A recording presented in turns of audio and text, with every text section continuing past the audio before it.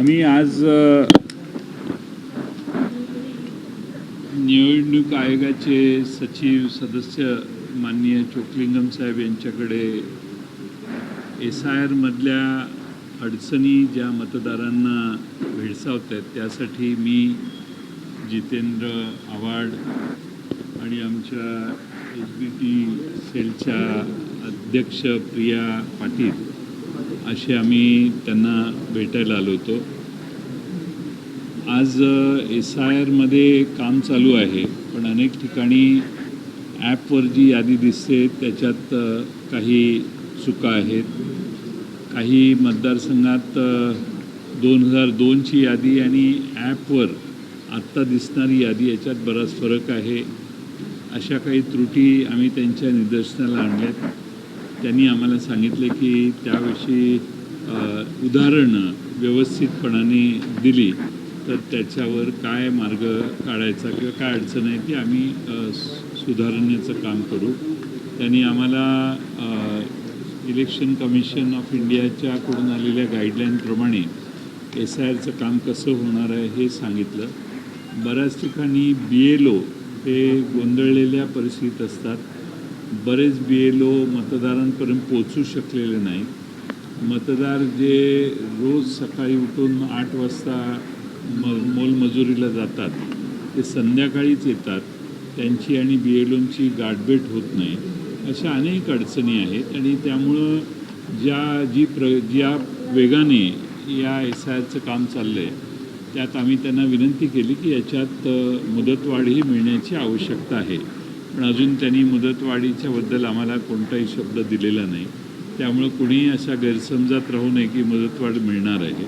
त्यांनी अंतिमता सांगितल्याशिवाय कुणी तसं समजण्याचा प्रश्न येऊ नये किंवा कुणाची दिशाभूल होऊ नये. त्यामुळं सर्व मतदारांनी आपली नावं SIRमध्ये नोंद होतील हे बघावं. 2002च्या यादीत ज्यांची नावं आहेत त्यांच्यात फारशी अडचण नाही, पण ज्यांच्यात ॲपमध्येच चुकीची नावं येतात त्यांची किंवा काही त्रुटी नावात असतील त्याची काही प्रश्न तयार होण्याचा संभव आहे. यासाठी आम्ही आज त्यांना भेटलेलो. LGBTच्या आमच्या अध्यक्षा प्रिया पाटील यांनीही LGBTच्या ट्रान्सजेंडर कम्युनिटी जी महाराष्ट्रात आहे वेगवेगळ्या जिल्ह्यात त्यांचे प्रश्न त्यांनी मांडले आणि त्यांनी आश्वस्त केलेलं आहे की त्यांच्या ज्या प्रत्येक जिल्ह्यात संघटना आहेत त्या संघटनांना विश्वासात घेऊन कुणावरही अन्याय होणार नाही असं आम्ही बघू. माननीय जितेंद्र आव्हाड यांच्या मतदारसंघात काही वेगळे प्रश्न आहेत आणि म्हणून जितेंद्र आव्हाड त्यांची भूमिका आपल्याला सांगतील. टोटल MMR रिजनचा प्रश्न उभा राहणार. ह्याच्यातनं एक गोष्ट जी मी सगळ्या महाराष्ट्राला सांगू इच्छितो ती म्हणजे 2024मध्ये जर तुमचं नाव असेल आणि आत्ताच्या लिस्टमध्ये जर समजा तुमचं नाव गाळलं गेलं असेल तर तुम्ही लगेच ते नजरेत आणून द्या. तसं तुमचं नाव ते गाळू शकत नाही. म्हणजे ॲपमध्ये गाळलं गेलं आहे किंवा ड्राफ्ट लिस्टमध्ये गाळलं गेलं आहे असे गाळण्याचा कार्यक्रम जर कोणी केला असेल तर तो गाळण्याचा कार्यक्रम चुकीचा आहे.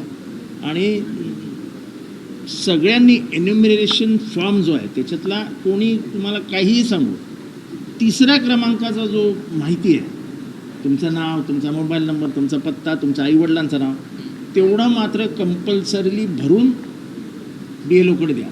BLOनी नाकारता BLOला नाकारण्याचा अधिकार नाही. BLOला डॉक्युमेंट्स मागण्याचा अधिकार नाही. डॉक्युमेंट मागण्याचा अधिकार आहे, पण नसली डॉक्युमेंट तरी एन्युमरेशन फॉर्म भरून देऊन टाका. म्हणजे मी घेणार नाही तुमचे डॉक्युमेंट्स नाही याला काय अर्थ नाही. आता आम्ही ते क्लिअरन्स करून घेतलेलं आहे आणि आता आज जाणार पण आहे त्यांचं परिपत्रक BLO. हे जेवढं सोपं करता येईल तेवढं करण्याचा प्रयत्न आम्ही सगळे मिळून करतो आहोत की नागरिकांना खूप त्रास होतो आहे, खास करून जे अशिक्षित नागरिक आहेत. आणि मी आत्ताही तुम्हाला सांगतो की ह्याच्यातनं शेवटी प्रश्न उभा राहील नागरिकत्वाचा. सर्वात मोठा धोका कुठे? सर्वात मोठा धोका आहे नागरिकत्वाचा, जो माझ्या दृष्टीने फार मोठा.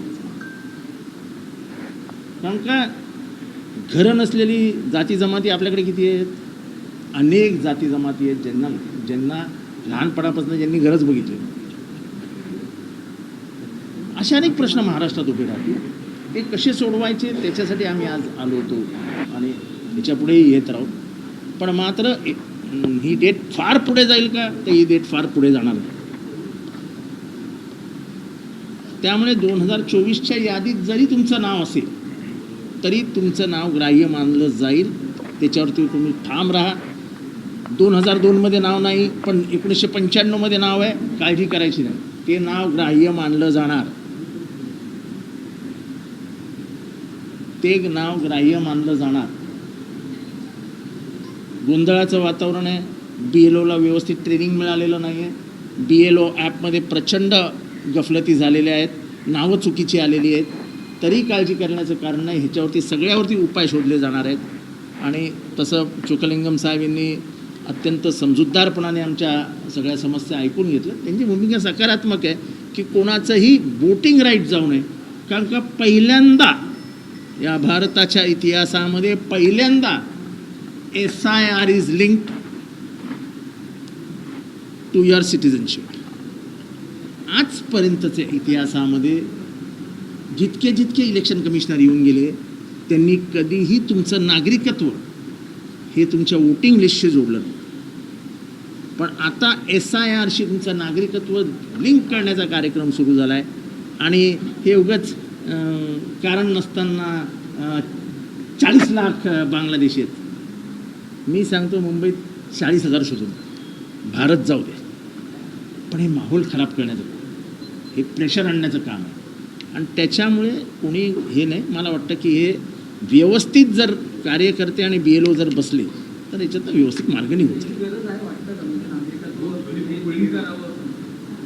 बंगालचं ताजं उदाहरण आहे. बंगालमध्ये ज्या निवडणुका झाल्या त्या निवडणुकांमध्ये लाखो नागरिकांची नावं त्या ठिकाणी नाव वगळण्यात आले आणि त्यांच्याकडे सुनवाई सुद्धा नव्हती. कुठलंच रिट्रेसलची प्रक्रिया हे नव्हती. तर त्याचं कारण असं की तिथे लगेच निवडणुका होत्या. आपल्या इथे तर तो प्रश्न उभा राहणार नाही. आपल्या इथे समजा नाव जरी गाळले गेले तरी फॉर्म नंबर 6 आहे, आपल्याला लगेच वोटिंग फॉर्म भरता येईल आणि वोटर होता येईल. तुला प्रश्न येणार नाही. पण तरी त्रास मात्र होणारच. मंत्री चंद्रकांतदादा पाटलांनी सभागृहात सांगितलं गेलं होतं की त्या मुदतवाढीसंदर्भात राज्य सरकारकडून निवडणूक आयोगाला पत्र दिलं होतं. तशा प्रकारचं काही काही पत्र दिल्याचं माझ्या कानी नाही आहे. आम्ही पत्र दिलेलं आहे आज की SIRला मुदतवाढ देण्यात यावी. आता सध्या तुम्हाला माहिती आहे कसं आहे. ज्ञानेश कुमार की जय हो. सर हिंदी सर क्या कहेंगे आज चुनाव आयोग के चोक्कलिंगम से आप हमने आज मुख्य चुनाव आयुक्त महाराष्ट्र के मुख्य चुनाव आयुक्त चोक्कलिंगम जी से बात की.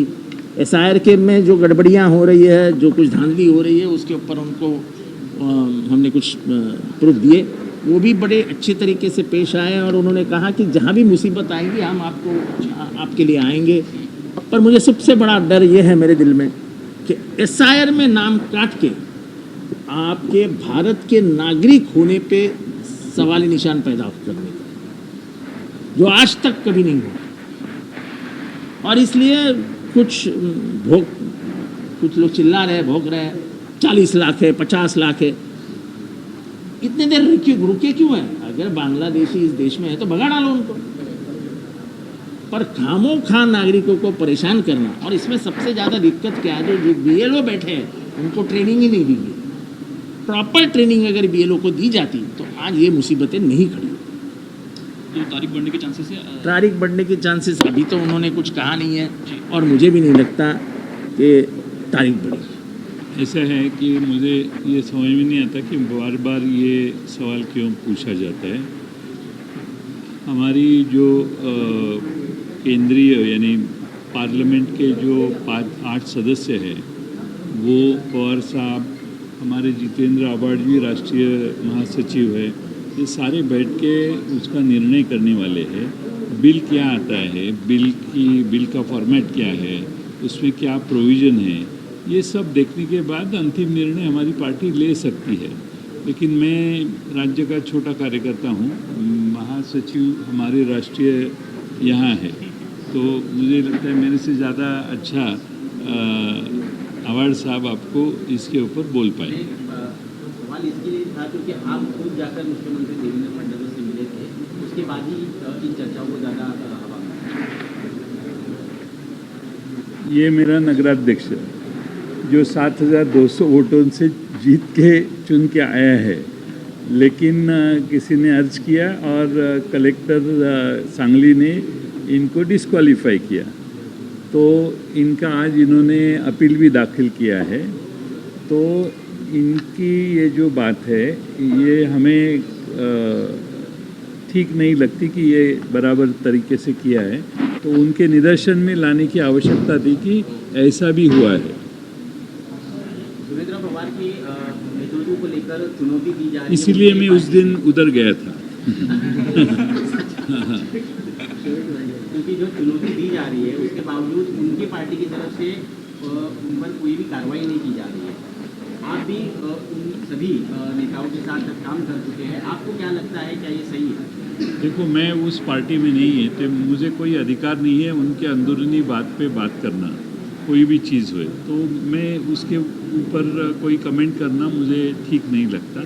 मुझे मालूम भी नहीं है कि उनके पार्टी में क्या चल रहा है, क्या नहीं चल रहा है, तो मुझे लगता है कि इसके ऊपर हम कोई टीका टिप्पणी नहीं करेंगे। सुनील तटकरे यांनी पहिल्यांदाच असं मान्य केलेलं आहे की दादा पवार असताना विलिनीकरणाच्या संदर्भातली चर्चा सुरू होती, असं पहिल्यांदा मान्य केलं। मी तर ते मला ज्यावेळी दादांच्या निधनानंतर प्रश्न विचारला की दादांच्या वरच्या तुमच्या आठवणी सांगा, त्याचवेळी मी सांगितलेलं की तसा संबंध आमचा 40 वर्षाचा, परंतु मागच्या 7-8 महिन्यात ते अनेक वेळा माझ्या घरी आले, अनेक व्यक्तिगत प्रश्नात, संघटनेच्या प्रश्नावर आम्ही बऱ्याच चर्चा केल्या।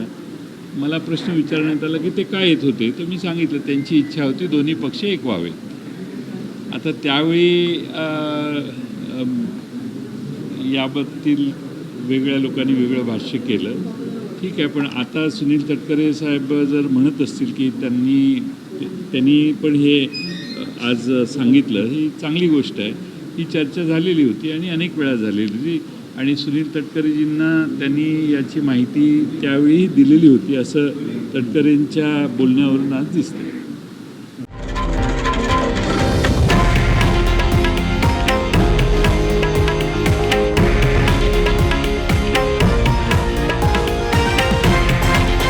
हे आहे देशातील नंबर 1 न्यूज नेटवर्क आणि आपण पाहत आहात TV9 मराठी, एकमेव।